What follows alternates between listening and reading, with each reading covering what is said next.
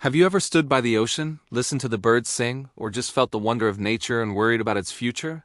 If so, you share a spirit with a woman who changed the world with her words. This is the story of Rachel Carson, the reluctant revolutionary who gave a voice to the silent springs of our planet.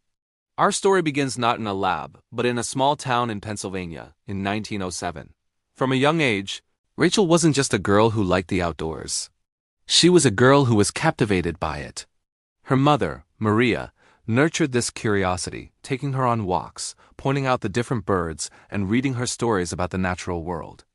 By the age of 10, Rachel wasn't just observing nature. She was writing about it, even getting her first story published in a children's magazine. This early blend of science and literature would become the hallmark of her entire life. She dreamed of being a writer, but when she entered college, something shifted. A biology course completely captured her imagination. She saw the intricate, interconnected dance of life in every cell, every creature. It was a revelation. Against the expectations for women at the time, she switched her major from English to biology, a bold move that set the course for her destiny. She went on to earn a master's degree in zoology from Johns Hopkins University, a remarkable achievement for a woman in the 1930s, but life threw its challenges. The Great Depression hit and family responsibilities fell on her shoulders. She had to support her mother and later her sister's 2 daughters. A career as a full-time research scientist seemed out of reach. So she did what she did best. She combined her 2 passions. She took a job with the U.S. Bureau of Fisheries, writing radio scripts and brochures. Her task was to make the science of the sea understandable and engaging for the public. And she was brilliant at it. She had a unique gift. She could write about the life of a fish or the journey of an eel with the drama and beauty of a great novel. This talent didn't go unnoticed.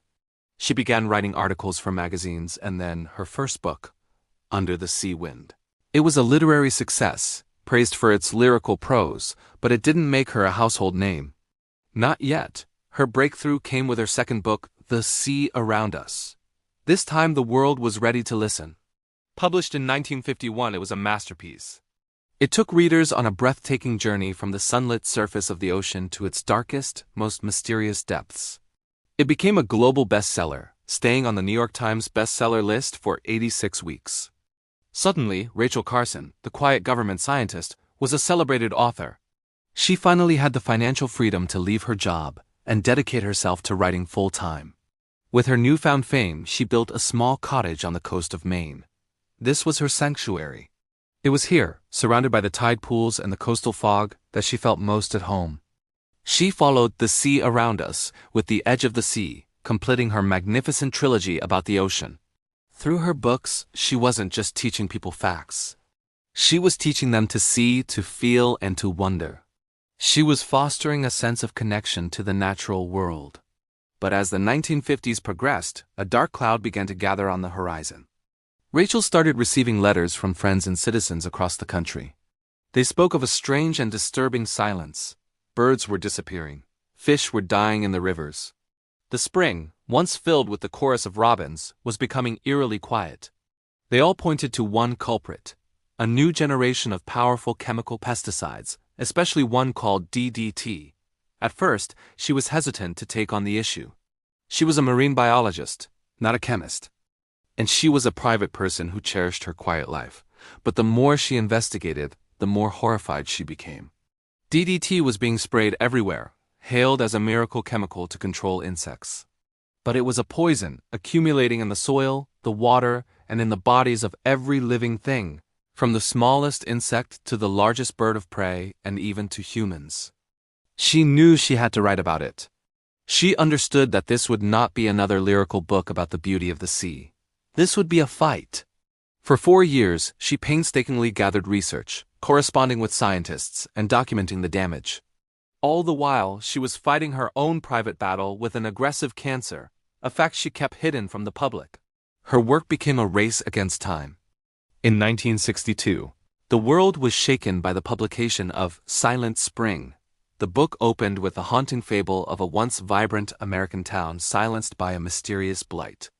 It then meticulously and powerfully laid out the scientific case against the indiscriminate use of pesticides.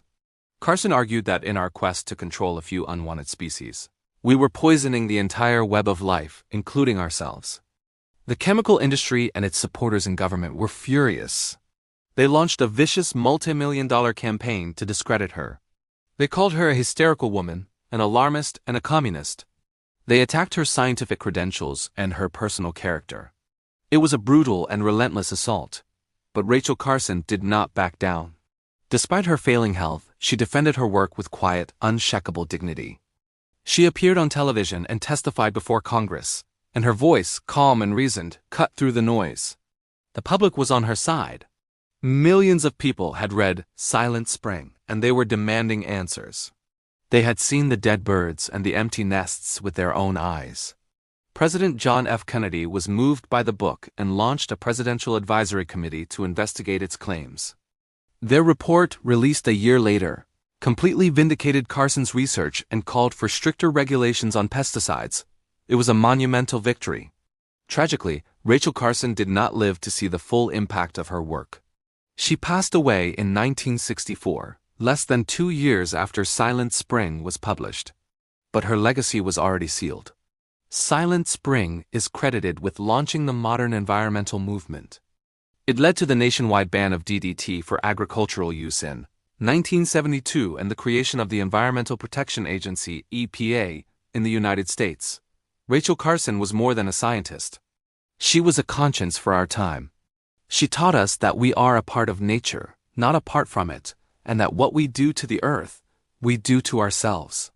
She showed us that one person, armed with courage, conviction, and the power of words, can indeed change the world. Her call to protect our planet echoes louder today than ever before, reminding us that every spring is worth saving. Thank you so much for joining me on this journey into the life of a true hero. If you found this story inspiring, please give this video a thumbs up, and don't forget to subscribe and hit that notification bell so you don't miss our next story. See you in the next one.